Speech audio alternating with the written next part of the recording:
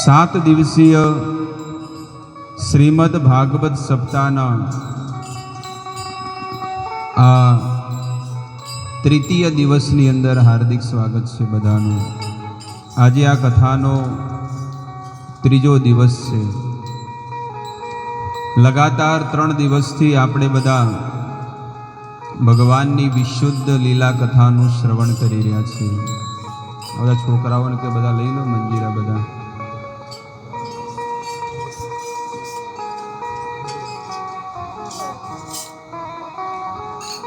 પુરુષોત્તમ મહિનો અત્યારે ચાલી રહ્યો છે અને પુરુષોત્તમ માસમાં દરેક લોકોએ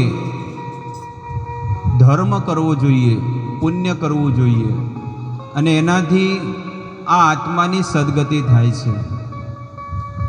ભગવાને એવા મહિના, એવા દિવસો સંસારના લોકો માટે બનાવ્યા છે કે આ દિવસોમાં જો એ સારું કર્મ કરે તો એને બહુ બધું મોટું પુણ્ય પ્રાપ્ત થાય છે। એટલા માટે જે પુણ્યશાળી હોય, જે ભાગ્યશાળી જીવાત્મા હોય એ આ વસ્તુનો લાભ લઈ લે છે, પણ જેનું દુર્ભાગ્ય હોય એ લોકો આનો લાભ ન લઈ શકે। ભક્તિ શું દુર્લભા, ભક્તિ એવી છે કે બહુ દુર્લભ છે કે ગંગા કિનારે જે લોકો રહેતા હોય ને એ લોકો ગંગા નદીમાં સ્નાન ન કરતા હોય પણ દૂર દૂરથી આવીને પણ લોકો એ ગંગામાં સ્નાન કરવા જાય છે। જે ગંગા કિનારે રહેતા હોય કે એમાં શું નાહવાનું છે। એવી રીતે ગામમાં કથા થતી હોય પણ ગામના લોકો ન આવી શકતા હોય પણ દૂર દૂરથી પણ લોકો આવીને એ ભગવાનની કથાને સાંભળે છે। એટલા માટે આપણે બધાનું મોટું પુણ્ય કહેવાય કે આપણા બધા ઉપર ભગવાનનો આશરો છે। જેની પર ભગવાનનો આશરો નથી હોતો એ દીકરાને અનાથ કહેવામાં આવે છે, એ દીકરાને અનાથ કહેવામાં આવે છે। પણ આપણી ઉપર ભગવાનનો આશરો છે, ભગવાનના આશીર્વાદ છે કે આપણા કુળમાં, આપણા પરિવારમાં, આપણા ફળિયામાં, આપણા કુટુંબમાં દરેક લોકો ભગવાનની સેવામાં લાગેલા છે। નિશ્ચિત બાપ દાદાઓના પુણ્ય અને સંસ્કાર હશે, ભક્તિ હશે, સુકૃતિ હશે અને એના પ્રતાપે આપણને ભગવાનની સેવા કરવાનો લાભ મળી રહ્યો છે।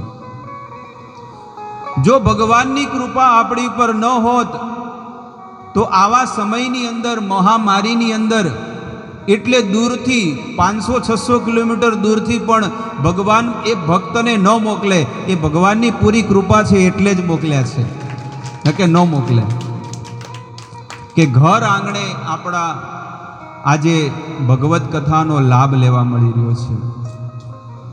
અને કેટલાય તમે અશ્વમેઘ યજ્ઞ કરો, રાજસૂય યજ્ઞ કરો પણ માત્ર ને માત્ર આ કથામાં આવીને જો કોઈ બેસે છે ને નિશ્ચિત એ જીવાત્માનું કલ્યાણ થાય છે, આવું આપણું શાસ્ત્ર કહે છે। તો આવો આપણે શ્રવણ કરીએ કે કયો વ્યક્તિ ભગવાનની કથા સાંભળવાનો અધિકારી છે, કયો વ્યક્તિ નાસ્તિક છે અને કયો વ્યક્તિ આસ્તિક છે, કયો વ્યક્તિ ભગવાનને માને છે અને કયો ભગવાનને નથી માનતો। પદ્મપુરાણ ગ્રંથમાં લખેલું છે, અત્ર યસ્ય સુખમ સ્વર્ગે ભૂયાતસ્ય ઇતિર્યતે યે દુઃખીનો રોગયુક્તા નરકાદાગતાશ્ચતે। આ સંસારમાં જે માણસ સુખી છે એ માણસ સ્વર્ગમાંથી આવેલો છે। આ માણસ, આ જગતની અંદર જે માણસ એમ વિચાર કરે છે કે હું સુખી છું તો સમજી લેવું જોઈએ કે એ માણસ સ્વર્ગમાંથી આવેલો છે। પણ અહીંયા કહે છે કે યે દુઃખીનો રોગયુક્તા, ખબર પડી થોડી ઘણી, યે દુઃખી તો રોગયુક્તા, જે માણસ દુઃખી છે અને જેને શરીરમાં રોગ ભરેલા છે, ઘરની અંદર ઝઘડા કંકાસ છે, શરીરમાં દુઃખ છે, તો કે છે કે નરકાદા ગતાશ્ચતે, એ માણસ ક્યાંથી આવેલો છે? આ કે છે કે આ સંસારમાં જે માણસ સુખી છે એ માણસ સમજી લેવું જોઈએ કે સ્વર્ગમાંથી માણસ આ જગતમાં આવેલો છે, અને જે માણસ દુઃખી છે એ નિશ્ચિત એ માણસ નરકમાં દુઃખ ભોગવીને આવ્યો છે, અને આ શરીરમાં પણ એ માણસ દુઃખ ભોગવે છે. હવે બીજી વસ્તુ, કોઈ એવો વિચાર ન કરવો જોઈએ કે મારા શરીરમાં દુઃખ છે, ઘરમાં દુઃખ છે, પણ સૌથી મોટો પ્લસ પોઈન્ટ એ છે કે આપણે ભગવાનની શરણમાં બેઠા છીએ. આ સૌથી મોટો પ્લસ પોઈન્ટ છે. એવા વ્યક્તિની વાત કે છે કે જે વ્યક્તિ દુઃખી છે પણ ભગવાનની શરણમાં જતો નથી, પણ જે વ્યક્તિ દુઃખી છે અને ભગવાનનું ભજન કરે છે તો એમાં ભગવાનની કૃપા છે. સમજણમાં બેઠું વાત? જે વ્યક્તિ દુઃખી છે, શરીરમાં રોગ છે, પીડા છે, બધી વસ્તુ છે, પણ તોય ભગવાનની શરણમાં નથી જતો, એ માણસ નરકમાંથી આવેલો વ્યક્તિ છે. પણ જે વ્યક્તિ ભગવાનનું ભજન કરે છે અને એને જીવનમાં દુઃખ હોય, શરીરમાં રોગ હોય, તો એ ભગવાનની કૃપા છે. કેમ કૃપા છે? કારણ કે ભગવાન એ જીવાત્માને પોતાની પાસે બોલાવવા માગે છે. તો જેટલું દુઃખ વધારે પડે એટલો જ એ માણસ તન્મયતા હોય, એની અંદર લાલસા હોય કે જલ્દીથી જલ્દી હું ભગવાનની પાસે પહોંચી જાઉં. આપણામાં એ લાલસા છે, આપણામાં તન્મયતા છે, આપણામાં એ ઈચ્છા છે કે મારે ભગવાનની ભક્તિ કરવી છે. અને જે માણસને ભલે દુઃખ પડે પણ એ ભગવાનની શરણ છોડતો નથી. અબ સોપ દિયા ઇસ જીવન કા સબ ભાર તુમ્હારે હાથો મેં, બધું તમને સમર્પિત કરી દીધું છે, અમારે કાંઈ જોઈતું નથી, અમારે તો બસ તમારા ચરણોની ભક્તિ જોવે છે. હે નાથ, હું એટલું જ માગું છું કે ભક્તિ કરતા છૂટે મારા પ્રાણ, પ્રભુ એવું માગું છું, બીજું કાંઈ માગતો નથી. આવો ભાવ રાખીને જીવન જીવવાનું છે. આ તો મેં એટલા માટે આ શાસ્ત્રમાંથી તમને વેદોમાંથી કીધી કે પદ્મ પુરાણમાં આ વસ્તુ લખેલી છે ગ્રંથની અંદર. એવું નહીં કે મન ધડક બધી વાતો કરવાની, બધાને ખુશ અને આનંદમાં બધા રહે એવી વાતો કરવા માટે હું અહીંયા આવ્યો છું, નહીં. વેદોની સચોટ વસ્તુ લઈને આવ્યો છું, અને એ વેદમાં લખેલું છે. શું કે છે? સ્વર્ગ સ્થિતા નામિહ જીવલોકે ચત્વારી તેષામ હૃદયે વસંતી દાનમ પ્રશસ્તમ મધુરા ચ વાણી, દાનમ પ્રસચ્ચ મધુરા ચ વાણી દેવાર્ચનમ બ્રાહ્મણમ ચ. શું કે છે? કે જે માણસ સ્વર્ગમાંથી આવેલો હોય, કે જે સ્વર્ગમાં નિવાસ કરતો હોય અને આ સૃષ્ટિમાં આવી ગયો હોય, તો શું કે છે? એની અંદર 4 ગુણ હોય છે. આપણે એ માપવાનું છે કે મારી અંદર આ ગુણ છે કે નથી. કે છે કે જે સારા લોકમાંથી, ઉપરના લોકમાંથી આવેલો હોય છે એની અંદર 4 ગુણ હોય છે. ચત્વારી તેષામ હૃદયે વસંતી, ચત્વારી એટલે કે 4, તેષામ એટલે કે એ વ્યક્તિના, હૃદયે એટલે કે ના હૃદયની અંદર, વસંતી 4 ગુણો વસે છે. કયા? સૌથી પહેલા દાનમ પ્રસંતમ. પહેલી વસ્તુ શું? પહેલો ગુણ એની અંદર શું છે? દાનમ પ્રશસ્તમ. અને બીજું મધુરાચ વાણી. એની વાણી કેવી હોય? મધુર વાણી હોય. હા, આ સંસારમાં માણસોનું પહેલી વસ્તુ કે જેટલું ધન કમાય એટલું બધું તિજોરીમાં મૂકવાનું, ખીચામાં મૂકવાનું, ભગવાનની કોઈ સેવા કરવી નથી. તો એ માણસ એ નરકનો અધિકારી છે.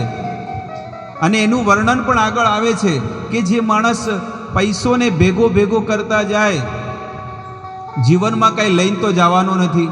એ સાચી વસ્તુ છે. આજે એક બહારની એક કન્ટ્રી હતી, ડિઝાઇનર હતી, ડિઝાઇનર વર્લ્ડની આખી દુનિયાની 1 નંબરની ડિઝાઇનર, અને કહે છે કે એની પાસે જેક વિમાન કે આવે ને એ મોટું વિમાન પર્સનલ, એની પાસે એરોપ્લેન છે.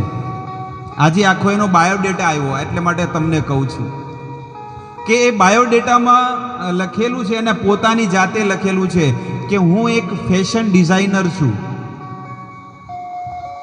મારી પાસે હાઈજેક જહાજ છે, એરોપ્લેન, પોતાનું પ્રાઇવેટ એરોપ્લેન છે. આ બાઇક કે કાર કે એવું નથી. કેટલી બધી ગાડીઓ આંગણામાં પડી છે.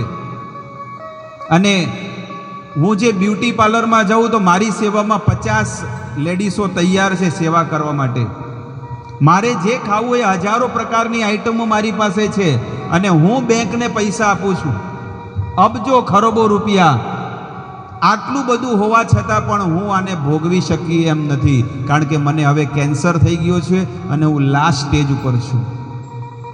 જે વાળ માટે મારા વાળ માટે કેટલી ફેશન ડિઝાઇનર આવતી, પણ આજે એક પણ વાળ નથી. કે કેન્સર થઈ ગયું એટલે શું થઈ ગયું? ટકલું, મુંડન.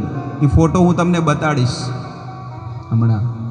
અને આખો ડેટા આખો અંદર આવેલો છે કે દુનિયાની બધી વસ્તુ, જે સુખ સુવિધા આપે એવી વસ્તુ મારી પાસે છે, પણ મારી પાસે એ વસ્તુ નથી કે આ શરીર ભોગવવાનું જે છે ને એ મારી પાસે હવે નથી રહ્યું. એ કે બહુ દુઃખની વાત છે કે મેં જીવનમાં કોઈ સારું કર્મ ન કર્યું. હું બીજાને ઓટોગ્રાફ આપતી હતી, કે ઘણા લોકો મળે ને કે ઓટોગ્રાફ પ્લીઝ તમારી સાઇન કરો એમ, પણ આજે મારી એવી દશા થઈ ગઈ છે કે મને કોઈ મારી સામું જોવે એમ નથી, અને બસ હું છેલ્લા દિવસો ગણી રહી છું. આ સ્ત્રી એ વર્ણન કરે છે કે હું દુનિયાની 1st નંબરની ડિઝાઇનર છું. કોઈ ગામડાની નહીં, કોઈ ગુજરાતની નહીં, કોઈ મુંબઈની નહીં, કોઈ ભારતની નહીં, પણ આખી દુનિયાની કે 1 નંબરની ડિઝાઇનર છું. એની આ સ્થિતિ છે. એટલે કે છે કે દાનમ, સૌથી પહેલાં હંમેશા ધર્મમાં આગળ રહેવું જોઈએ. ધન મળ્યું છે તો એને ભગવાનના ધામમાં જવું જોઈએ. ધન મળ્યું છે તો ગાયોની સેવા કરવી જોઈએ. ધન મળ્યું છે તો બ્રાહ્મણોને જમાડવા જોઈએ. ધન મળ્યું છે તો આવી કથાઓમાં આપણા ધનને વાપરવું જોઈએ, કે કઈ રીતે વધારેમાં વધારે આ કથામાં લોકો બધા આવે, સુંદરમાં સુંદર મહાપ્રસાદ લે, અને મારા હાથથી કમાયેલું ધન આ ભગવાનની સેવામાં લાગે. કારણ કે પુરુષોત્તમ મહિનો છે. અરે લોકો લાખો રૂપિયા દવાખાનામાં આપી દીધા તોય મરી ગયા, અને આખી બોડીને ઢાંકીને બાળી નાખી કેટલાય લોકોની. આપણો વારો હોત તો, આપણે હોત તો અંદર ક્યારે વિચાર કર્યો? પણ ક્યારે ભગવાન આગળ નમ્યા કે પ્રભુ 8 મહિનાથી 6 મહિનાથી લોકડાઉન હતું, તો લાવો હું રોજ સવારમાં વહેલા આવીને હું ભગવાનના દર્શન કરું, કે ભગવાન હજી સુધી તમે મને બચાવીને રાખ્યા. એનો અર્થ એ છે કે મારી પર બહુ કૃપા છે, એટલા માટે તમે મને બચાવીને રાખ્યો છે. પણ હે પ્રભુ, તમારી ઉપરથી તો બહુ કૃપા છે, પણ મારું એટલું દુર્ભાગ્ય છે, દુર્દેવ મિદૃશ મિહાજની ના અનુરાગ. મારું એટલું દુર્ભાગ્ય છે કે મારો તમારા પ્રત્યે કોઈ પ્રેમ નથી. તમે મને બહુ પ્રેમ કરો છો, પણ હું તમને પ્રેમ નથી કરી શકતો. હું તમારું નામ નથી લઈ શકતો.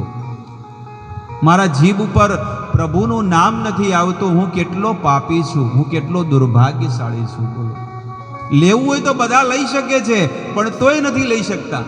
સંસારની વાતોને સંસારના નામ લોકો કેટલા લે છે, પણ પ્રભુનું નામ લેવું હોય તો લોકો નથી લઈ શકતા. આ ગામમાંથી નીકળવાનું હોય અને કોઈને કીધું હોય કે લો આ માળા જોડી, અને માળા કરતા કરતા આમાં એક મણકે છે ને, તમે ભગવાનનું નામ લેતા લેતા જાઓ, અને આખા બાલદામાં બધે ફરો, પારડીમાં બધે. તમારી પાસે એક ઓપ્શન આ છે કે માળા લઈને તમે જાઓ, અને બીજું ઓપ્શન કે 50 કિલોની બોરી લઈને ઉપાડીને જાઓ. બેમાંથી તમે કઈ વસ્તુ કરશો? તો માણસ શું કરશે? હું બોરી ઉપાડીશ 50 કિલોની, પણ આ મારાથી માળા તો નહીં થાય. મારાથી કોક જોવે તો કે જો ને આ 900 ચૂહે ખા કે આટલા દાડા તો દારૂ પીધો, પાપ કર્યું, ચોરી કર્યું, કેટલાક ખોટા કામ કર્યા ને હવે માળા, એક મહારાજ આવ્યો છે તો મારા બધાને માળા પકડાવી દીધી છે, બધા માળા કરે છે એટલે લોકો ડરે છે. પણ ભગવાનની ભક્તિ કરવી આ સૃષ્ટિમાં એ વીર વ્યક્તિનું કામ છે. વીર વ્યક્તિ હોય ને, વીર, પેલું કે છે ને સરહદ ઉપર બેઠા છે એ વીર વ્યક્તિ કે છે, પણ એનાથી પણ જો વીર હોય ને તો એ ભગવાનનો ભક્ત છે. ભગવાનનો ભક્ત, ભગવાનનો ભક્ત સંસારની બધી વસ્તુઓ છોડીને માત્ર ભગવાનને ભજે છે, ભગવાનનું ભજન કરે છે.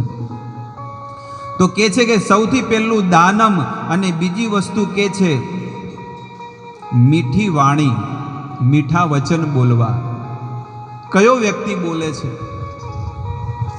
કોકના ઘરે મહેમાન આવ્યું હોય ને, કદાચ પહેલા તો આવું નહોતું પણ અત્યારે તો બહુ, અને એવી કટાક્ષમાં વાત કરે. કટાક્ષ ખબર પડે ને શું કે? તમારી બાજુ અહીંયા શું કે? હા, એની વાત કાપી નાખે.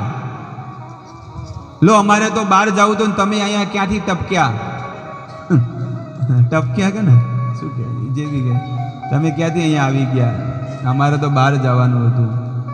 વેદ કે છે, આપણું શાસ્ત્ર કે છે, અતિથિ દેવો ભવઃ. કોઈક સાધારણ મહેમાન પણ આપણા ઘરે આવે તો એને દેવતાની સમાન ગણવામાં આવ્યું છે, અને કોઈ સાધુ સંત આવે ને તો એમ સમજી લેવું જોઈએ કે આપણા ઘરે સાક્ષાત ભગવાન પધાર્યા છે. કારણ કે એના હૃદયની અંદર, એ સંતના હૃદયની અંદર ભગવાન વિરાજમાન છે. શાસ્ત્ર કે છે, તો મારા હૃદયે સદા ગોવિંદ વિશ્રામ. ગોવિંદ કહે નામોરા વૈષ્ણવ પરાણ. ગંગારસ પરશ હોયલે પશ્યાતે પાવન. દર્શને પવિત્ર કરો એ તો માર ગુણ. ગંગાર પરશ હોયલે પશ્યાતે પાવન. ગંગાના અંદર નદીમાં તો તમારે અહીંયાથી જવું પડશે, 2 દિવસ થશે, અને 2 દિવસ દહેરાદૂન ગાડીમાં જાઓ ને 2 દાડે પોકો, અને એમાં જો શ્રદ્ધા ન હોય ને ગંગા નદીમાં ડૂબકી મારી તો કાંઈ તમે પવિત્ર થવાના નથી. પણ તમારા ઘરે આંગણે આવીને જો કોઈ સાધુ સંતના દર્શન થઈ જાય ને તો એ માણસ જીવાતમાં પવિત્ર પુણ્યશાળી બની જાય છે. દર્શને પવિત્ર કરે એ તો મારા ગુણ. એટલા માટે સાધુઓના દર્શન કરી અને એમના મુખેથી કથા સાંભળવી જોઈએ. કોઈ સાધુના પગલાં આપણા ઘરમાં પડે તો આપણું ઘર પવિત્ર બને. કારણ કે એના હૃદયની અંદર 33 કરોડ દેવતા અને સાક્ષાત ભગવાન વિરાજમાન છે. કોઈ શુદ્ધ સાધુની થોડીક પણ જો સેવા થઈ ગઈ ને તો ભગવાન કહે છે કે એને મારી સેવા બરોબર છે, અને જેણે મારા ભક્તની સેવા કરી છે, જેમ નરસિંહ મહેતાની સેવા જેણે જેણે કરી ભગવાને એને તારી દીધા. જેમ પેલા સાધુઓ આવ્યા હતા બ્રાહ્મણો કે લો આ 700 રૂપિયા, તો નરસિંહ મહેતાએ કે 700 લઈ લો અને હુંડી પણ લઈ લો, બંને લઈ લો, 2 વસ્તુ આપી. પણ જ્યારે એના ભક્તની સેવા કરી તો નરસિંહ મહેતાની સેવા માટે ભગવાને એ દ્વારકા નગરીમાં રોકડા 700 રૂપિયા આપી દીધા. નરસિંહ મહેતા તો ભગવાનને યાદ કરે છે કે મારું વચન ખાલી ન જાય.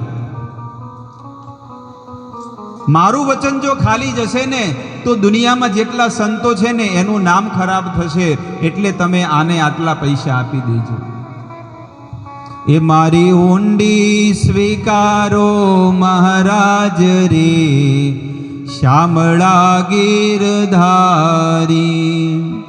એ મને એક તમારો આધાર રે, શ્યામળા ગીરધારી. 5 દિવસ થઈ ગયા અને એ બ્રાહ્મણો જે વૃંદાવનથી આવેલા અને વચ્ચે જૂનાગઢથી જ્યારે ગયા ને ત્યારે નરસિંહ મહેતાને એ 700 રૂપિયા રોકડા આપ્યા હતા. નરસિંહ મહેતા કે મારે કોઈ હુંડી, મારા બાપ દાદામાં કોઈને હુંડી ચાલતી નથી. એ તો સાચે સાચું કહેતા હતા, પણ તોય કે ગામવાળાઓએ એવું ભૂસું ભરાવી દીધું ને, કારણ કે જો સંતોની જ્યારે એની જ્યારે મજાક ઉડાવે ને તો ભગવાન કે છે એના મારાથી સહન થતું નથી. નરસિંહ મહેતા કે મારા બાપ દાદામાં કોઈએ હુંડી કંઈ લખી નથી ને કોઈ હુંડી ચલાવતું નથી. પણ જ્યારે એ લોકોએ બહુ ફોર્સ કર્યો ને, કારણ કે ઓલા બ્રાહ્મણોએ કીધું કે જો તમે હુંડી લખીને નહીં આપો ને તો તમને દ્વારિકાવાળાના સોગંદ છે. ભગવાનના સોગંદ જ્યારે આપ્યા ને ત્યારે નરસિંહ મહેતાએ લખીને આપ્યું કે આમાં ભગવાનની ઈચ્છા છે, મારી કોઈ ઈચ્છા નથી, કે આ સંતોની ઈચ્છા નથી, પણ આ ઈચ્છા મારા ઠાકુરજીની છે, દ્વારકાધીશની છે. ત્યારે નરસિંહ મહેતાએ હુંડી લખીને આપી. 5 દિવસ થઈ ગયા કે ભાઈ સામળસા શેઠવાળો કોઈ છે અહીંયા હુંડી ચલાવે? એ કે અમારા બાપ ગોતરમાં કોઈ નથી આવો સામળસા શેઠ. એટલે કે નક્કી ઠગાઈ થઈ ગઈ છે. 5 દાડા થઈ ગયા પણ ખાવાના મમરાના પૈસા નહોતા, ખાલી ખાખી બંગાળી. હવે કરીશું? ઈ કે નરસિંહ મહેતા અમને ઠગી ગયા. ઈ કે નરસિંહ મહેતા ક્યાં ઠગી ગયા? ઈ તો ના પાડતો હતો બાપડો. આ તો આપણે કીધું કે લખો લખો એટલે બિચારે લખી. ઈ તો કહેતો મારે કોઈની હુંડી ચાલતી જ નથી. એટલે કે જે ભક્ત ક્યારે ખોટું બોલે નહીં. 6 દિવસ થયા અને જેવો 7મા દિવસે ભંડારો કરવાનો હતો અને 6ઠા દિવસે ભગવાન ઈ કે હવે શું કરીએ, હવે પાછા ફરીએ. દ્વારકાના બોર્ડર ઉપર જેવા આવતા હતા ત્યાં સામેથી ભગવાન આવ્યા, દ્વારકાધીશ. અને ભગવાન આવ્યા હતા અને પેટ બહુ મોટું, મુનિમજી બનીને આવ્યા હતા. ભગવાન શું બનીને આવ્યા? મુનિમજી બનીને આવ્યા. અને મુનિમજીને અહીંયા કાનમાં છે ને પેન હતી અને મોટો ચોપડો અને કોથળો ભરીને આવ્યા હતા. પસ્તીનો નહીં પણ નોટોનો ને હીરા જવેરાતનો ભરેલો. ઈ કે કોઈ નરસિંહ મહેતાની કોઈએ હુંડી લાવ્યું છે? એટલે ઓલા કે હા, અવાજ ક્યાંથી આવ્યો? એ કે હા હા અમે લાયા છે, લો આ હુંડી લાવો. લો અહીંયા આપું કે પછી આપણે જ્યાં પેઢી હોય ત્યાં આગળ આપું, પેઢી પર આપું? એ કે તમારી પેઢી ચાલે? કે હા મારે 5 માળની પેઢી ચાલે છે, મોટું બિલ્ડિંગ છે. એ તમારા શેઠ કોણ છે? કે અમારા શેઠ નરસિંહ મહેતા છે. બોલો એ ભાઈ, આ તો આનંદ તો આવે કથામાં, પણ એ નરસિંહ મહેતાએ જે આ જગતની અંદર સહન કર્યું છે, જે ભક્તિ કરી છે ને, એ દુનિયામાં કોઈ ભક્ત ન કરી શકે. એવી ભક્તિ નરસિંહ મહેતાએ કરી છે. કેટલાય મુનિમો બેઠા હતા અને બધા નોટો ગણતા હતા. જેમ આપણે તિરુપતિ બાલાજીમાં જોયું છે, 2 માળ તો આખા પૈસાના ઢગલા ગણવાના, સોનું, બધી વસ્તુ. એવી રીતે ત્યાં નરસિંહ મહેતાની કે આખું બધું પેઢી મોટી ચાલે છે. એ કે નરસિંહ મહેતાની આટલી મોટી હુંડી? એ તો કહેતો હતો કે હું નાનો ભગત છું, હું તો મારે કોઈ પેઢી ચાલતી નથી ને આટલી મોટી. પણ ભગવાન પોતાને ભક્તની વાહ કરે છે. જે ભગવાનના ગુણ ગાય, જે ભગવાનનું ભજન કરે ને, એનો મહિમા તો ભગવાન ગાય છે. અને ભગવાને સાબિત કરીને બતાડી દીધું કે નરસિંહ મહેતા. બાળકોને શાંત રહે, અવાજ ન કરો બધા. મંજીરા લઈ લો, થેલીમાં ભરી દો બધા. નરસિંહ મહેતા જૂનાગઢમાં ભગવાનનું સ્મરણ કરે છે અને અહીંયા ભગવાન એ 700 રૂપિયા આપે છે. ઈ કે આટલા બધા મુનિમો કોના છે? ઈ કે આ બધા નરસિંહ મહેતાના છે. એ અમારા શેઠ છે અને અમે બધા મુનિમો. કે કેટલા મુનિમો છે? કે મુનિમો તો હજારો છે, પણ તમે કયા નંબરના? ઈ કે મુનિમ સંખ્યા 360. હું 360 નંબરનો મુનિમ છું. અને તમે કે ફરીવાર જવાના છો કે જુનાગઢથી? કે હા, સોમનાથથી પછી જુનાગઢ જવાનું જ છે. તો એક કામ કરો ને, આ એક પત્ર લખીને હું આપું છું, એ અમારા શેઠને આપજો. કયા શેઠ? નરસિંહ મહેતાને આપજો. અને એ શું એમાં લખેલું હતું કે મહેતાજી ફરી હુંડી લખજો અને મુજ વાણોતર કેરા કાજરે. વાણોતર એટલે એકદમ નિમ્ન કોટીનો ભગવાન પોતાની જાતને કહે છે. એ જ દ્વારકાધીશને જે તમે ભજો છો, એ પોતાની જાતને શું કહે છે? કે હું એકદમ નિમ્ન છું. વાણોતર એટલે એકદમ નિમ્ન.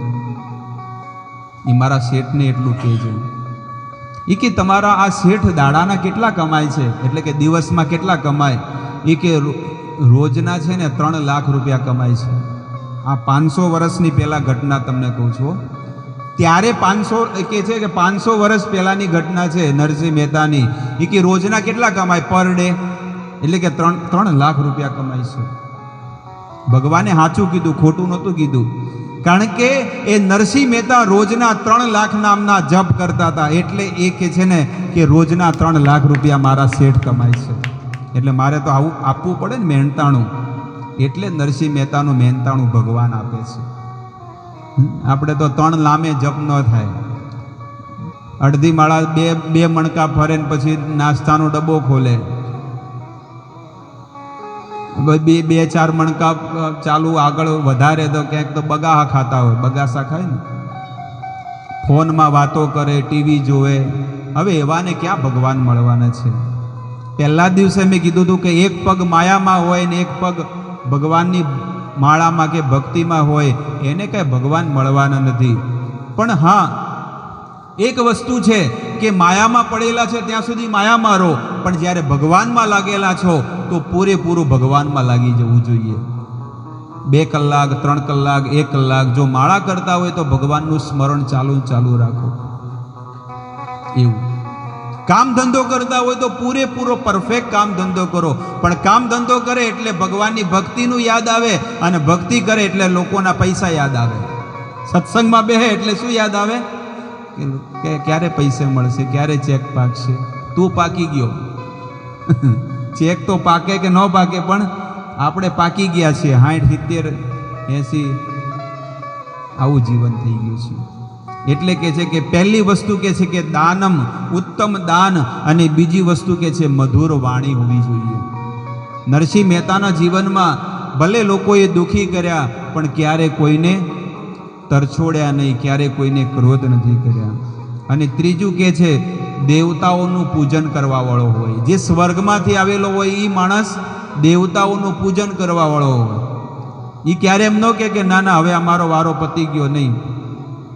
એ જાતે જ પોતાના હાથે ભગવાનની સેવા કરે છે. પોતાના હાથે ભોજન બનાવી અને ઠાકુરજીને ભોગ લગાડે કે ભગવાન જમો તમે. અને બ્રાહ્મણા તર્પણમ ચ, બીજું શું કે છે? ચોથી વસ્તુ કે છે કે બ્રાહ્મણોને સંતુષ્ટ કરે છે. જે સંત છે, જે બ્રાહ્મણ છે, જે ભક્ત છે, જે સાધુ છે, એને શું કરશે? એ સંતુષ્ટ કરે છે. 4 ગુણ છે. જે સ્વર્ગમાંથી આવેલો એની અંદર કેટલા ગુણ આવે? ઓછામાં ઓછા 4 ગુણ. પહેલો કયો ગુણ કીધો? દાનમ. એ હંમેશા કોઈ પણ કાર્યમાં એ દાનમાં આગળ હશે. બીજી વસ્તુ શું કીધું? મધુરા વાણી, એટલે કે એની વાણી મધુર હોય છે. અને આ ગુણ આપણામાં ન હોય તો એને લાવવાની કોશિશ કરવી જોઈએ કે મધુર વાણી બોલવી. ત્રીજી વસ્તુ શું કરવાનું છે? દેવતાઓની પૂજન, દેવોનું પૂજન કરવું. અને ચોથી વસ્તુ શું કે છે? શું કે છે ચોથી વસ્તુ? બ્રાહ્મણને સંતુષ્ટિ. અહીંયા કે છે બ્રાહ્મણ તર્પણમ ચ, એટલે કે બ્રાહ્મણોને સંતુષ્ટ કરવા. આવી રીતે જે જીવાત્મા સ્વર્ગમાંથી આવેલો છે એ માણસની અંદર આ 4 ગુણ હોય ને હોય જ છે. એને લાવવાની જરૂર ન પડે, ઓટોમેટિક સ્વાભાવિક એની અંદર એ ગુણ અંદર હોય કે મારે આ કામ કરવું છે. એટલે જે ધનવાન વ્યક્તિ છે ને, જે પૈસાવાળો છે ને, એ આ 4 કાર્ય કરશે. એ દાન ધર્મમાં આગળ હશે. કોઈ પૂછે નહીં કે ભાઈ શું કરવાનું છે ગામમાં, તો લઈ લો મારા તરફથી આટલા પૈસા, ધર્મમાં વાપરો. એના ઘરે જો કોઈ સાધુ સંત આવે ને તો બહુ ખુલ્લા દિલથી સાધુની સેવા કરે છે. અને એની વાણી પણ મધુર હોય છે. આવી રીતે દેવતાઓનું પૂજન કરવા વાળો હોય, મધુર વાણી હોય, અને ઘણી બધી વસ્તુઓ એની અંદર ગુણ હોય છે. અને એના આગળ પણ આપણે શ્રવણ કરી લગભગ અડધો કલાક થઈ ગયો આપણને, કે જે નરકમાંથી જે જીવાત્મા આવેલો હોય એ દુઃખી હોય, રોગી હોય, નિરાશ હોય, કંકાસ હોય, એના ઘરની અંદર ઝઘડા ચાલતા હોય તો સમજી લેવું જોઈએ કે એ જીવાત્મા નરકમાંથી આવેલો છે. અને એ પણ મેં કન્ફર્મ કર્યું, એ પણ ખુલાસો કર્યો, જે ભગવાનની ભક્તિ કરે છે અને ભલે ઘરમાં દુઃખ હોય, પીડા હોય, શરીરમાં પણ દુઃખ હોય, પણ ભગવાનનું ભજન કરે છે તો એ માણસ નરકમાંથી ક્યારે નથી આવ્યો. એ તો ભગવાનનો ભક્ત છે, પણ ભગવાન એની પરીક્ષા લે છે કે હું આને દુઃખ આપું છું તો આ શું કરે છે, મને છોડી દે છે કે મારી શરણ પકડીને રાખે છે. એટલે પૂર્ણ વિશ્વાસ રાખવો અને ભગવાનની ભક્તિ કરવી જોઈએ. હરે કૃષ્ણ.